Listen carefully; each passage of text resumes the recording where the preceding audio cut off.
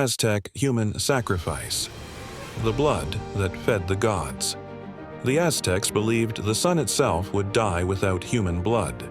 Every sunrise was a cosmic debt, and every heart ripped from a chest was payment to keep the world alive. In their empire, sacrifice wasn't cruelty, it was survival. And at the heart of Tenochtitlan, in the great Templo Mayor, thousands of captives met the gods face to face. To the Aztecs, the universe was a fragile balance between gods who had given their own lives to create mankind. The sun god, Huitzilopochtli, needed nourishment, not of food or gold, but of human life force, Tenali. Warriors taken in battle were the most sacred offerings. They believed that each drop of blood spilled renewed the cosmos. And so, atop temple pyramids, priests clad in obsidian blades and jaguar skins would raise their hands to the sky, calling the gods to witness. Like and subscribe Yahweh Stories 4244, because this is one history lesson that still drips with blood. Their victims weren't chosen at random. The Aztecs saw sacrifice as an honor. Captured warriors were kept alive, fed, and even celebrated before their deaths. Some were told that by dying, they would become companions of the sun, their souls reborn in light. At the height of empire, rituals filled the air with drums, incense, and chants. Eyewitnesses, even the horrified Spanish conquistadors, wrote that hearts still beating were lifted toward the heavens before being burned in offering.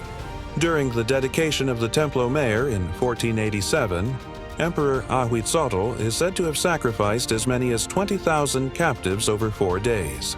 Scholars debate that number.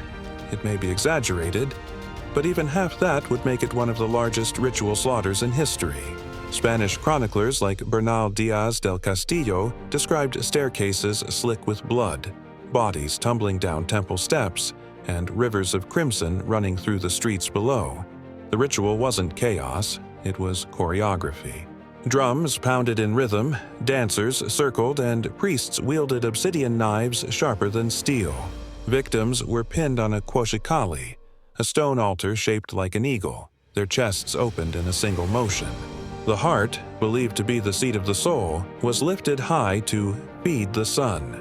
The body, now divine, was sometimes flayed or dismembered to share the god's power among the community. Archaeologists have uncovered skull racks called tzompantli, lined with hundreds of human skulls once displayed like trophies of devotion. But human sacrifice wasn't always deadly. Some ceremonies involved bloodletting, priests and nobles piercing their tongues, ears, or genitals to offer personal sacrifice. This act symbolized devotion without death, a daily renewal of their cosmic duty. Even children were offered to the rain god Tlaloc, their tears believed to summon storms that would nourish crops. When drought hit, the crying of the young was said to be the sound that brought life back to the earth. To outsiders, this sounds monstrous, but to the Aztecs it was divine mathematics, blood in exchange for balance.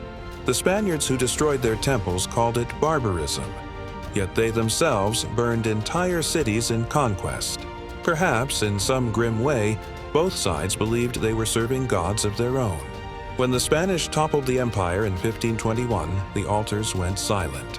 But the stone pyramids still stand, and beneath Mexico City, archaeologists keep uncovering bones once offered to the sun.